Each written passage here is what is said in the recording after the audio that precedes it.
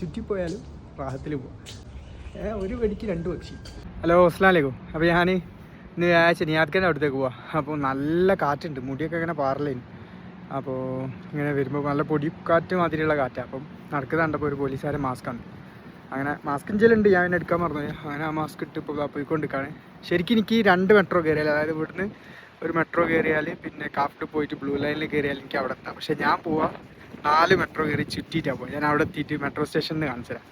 അപ്പോൾ ഇതാ ഞാനിവിടെ ഉള്ളത് PNU 2 ഇവിടുന്ന് നേരെ എനിക്ക് കാഫ്റ്റ് പോവാം. കാഫ്റ്റിൽ നിന്ന് നേരെ നാഷണൽ മ്യൂസിയം, ഇവിടെ എനിക്ക് പോകേണ്ടത് 2 ലൈൻ. പക്ഷേ ഞാൻ പോവാം ഇവിടുന്ന് നേരെ സാബിക്ക് പോകും.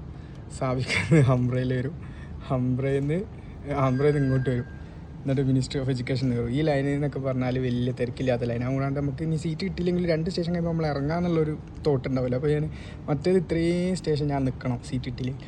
അപ്പോൾ ഇങ്ങനെ കയറി വരും. പിന്നെ ഇവിടെ നിന്നാണെങ്കിൽ ഇത് സ്റ്റാർട്ടിങ് പോയിൻ്റ് ആയതുകൊണ്ട് തന്നെ അധികവും സീറ്റ് കാലിയായിരിക്കും. അപ്പോൾ ഞാൻ ചുറ്റിപ്പോയാലും റാഹത്തിൽ പോകും.